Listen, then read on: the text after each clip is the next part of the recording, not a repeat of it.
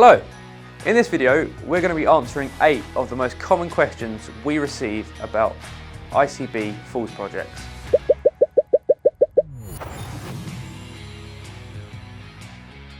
Now, we have a firmly held belief here at Felgains that it's entirely possible to eliminate ambulance call-outs to minor and non-injury falls.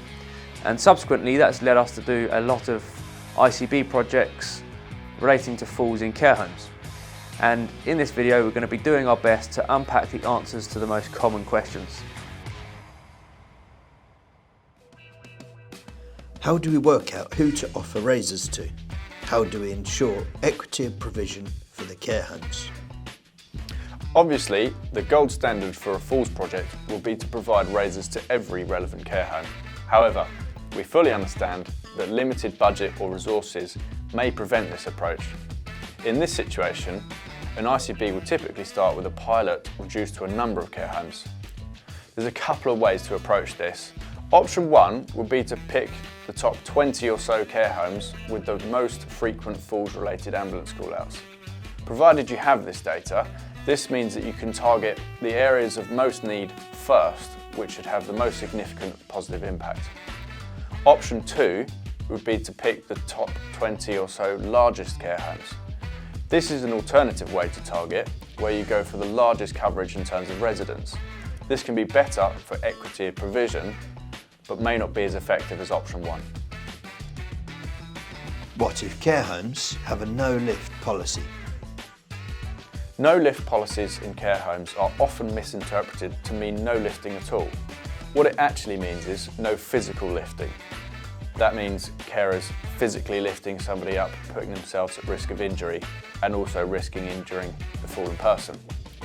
Under the Health and Social Care Act, it is understood that there are inherent risks in carrying out a post-falls response, and it will not be considered unsafe if providers can demonstrate that they've taken all reasonable steps to ensure the health and safety of the person using their services and to manage risks that may arise during care and treatment. This is covered off with the helpful post-falls decision support tool. Who is responsible for training and implementation? How does it work? How do we get the human resources to deliver the project? So, training and implementation is one of the most crucial parts of ensuring a project is successful. Now, here at Felgains, we view it as our responsibility to take the hack work off you. For this reason, we have a dedicated implementation and support team that can help guide you through the process. However, to ensure we get buy-in from all the care homes, the ICB still needs to be directly involved in the project. Because as a private company, we can advise care homes on what to do, but it will never have the same clout, if you like, as someone from the ICB contacting a care home. Now, with regard specifically to training, we offer 2 different training methods. Train the trainer, and this is where we come and train a select group of people, for example, your care home support team, who can then carry out the training to the care homes. This will cost you less, but does depend on you having a suitable team within the ICB that is capable of carrying this out. These individuals then have to cascade that training. So to assist them in that, we provide a support package which includes both training videos on Razor and Helpful, but also a competency checklist to ensure everybody receiving the training is fully competent in the use of this equipment. Or we can train individual homes. This method will cost you a little bit more, but ensures quality Razor and Helpful training in every care home involved in the project. Who owns the equipment? Should it be gifted or loaned to the care homes? And who is responsible for maintenance? The ICBs we have worked with have done this mainly in 2 ways. One is to buy the chair outright and gift the chair to the home. This is often the most attractive to the care homes, as they get to keep the chair and they don't have to find the cash to do that. The ICB will often give the home a list of conditions when gifting the chairs. The other option is to loan the chair to the care homes. This means that if the chair is not being used for whatever reason, or the home closes down, the razor can be transferred to another care home where it will be used. Both of these methods will typically include covering the cost of servicing for the first year or 2, after which servicing and maintenance would become the care home's responsibility. Whichever route you take, a key thing is to create a Memorandum of Understanding, or MOU, between the ICB and the care homes that they must sign and return before they receive the razor chair. How can we ensure that the equipment actually gets used? So, number one, ensuring the initial buy-in from the care homes. This is absolutely essential to ensure that there's quality training and each care home understands both the concept of the project, but more importantly, when to lift or when to call emergency help and how they should use the razor. Another key part is nominating a Falls champion in each care home who is in charge of razor training and helping colleagues to use the razor going forwards. Number two, follow-up. Now, regular contact with the care homes is essential to ensure they are using the equipment and help them solve any problems. So for this reason, we offer a 30, 60, 90-day review as part of our Falls projects. And this is where we call the homes and find out how they're getting on and if they have any problems. We would also recommend that the care home nursing team are on hand to assist with any troubleshooting or giving the homes any relevant medical advice. Helpful is also a really useful way of monitoring the success of these projects.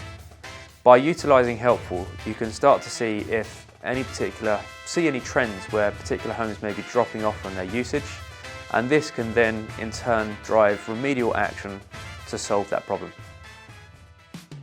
How much will an ICB Falls project cost? Of course, the cost of these projects will vary depending on the size and scope of your project, what level of implementation you need in terms of servicing, training, data collection and other project support. There is obviously also the cost of the razor chair itself and the Helpful post-Falls decision support tool. We have separate videos on these that go into the specific costs. We already have a UCR team. Why should we put razors and Helpful into care homes? Whilst care homes form part of their remit, there are a couple of reasons why UCR teams aren't always a good resource for exclusively responding to falls in care homes. Firstly, falls happen 24/7, and with most UCR teams only operating between 8 and 8, this leaves a gap in provision overnight. Secondly, the UCR teams are quite stretched in terms of their capacity to respond to falls right across the community. So it makes sense that when they're responding to falls in care homes, it's for where there's a minor injury or additional clinical support needed. Thirdly, the UCR target response time is 2 hours. If they take this long to turn up to a care home, the fallen person will have already experienced the long lie, whereas if the equipment was in the care home, the staff would have been able to respond in a timely manner themselves. Will it actually work? Will care homes stop calling the ambulance? Now, the truth is, these projects do work, but they'll only work if everyone is bought in, both at the Integrated Care Board and at the care homes. Good training, giving care home staff the confidence to lift by utilising Helpful, and ongoing follow-up are all essential to ensure the success of the project. Now, on our website we have a couple of case studies of successful projects utilising both Razor and Helpful. These go through in a lot more detail how the project was run and the results from it. So, that is the 8 most common questions on ICB Falls projects answered.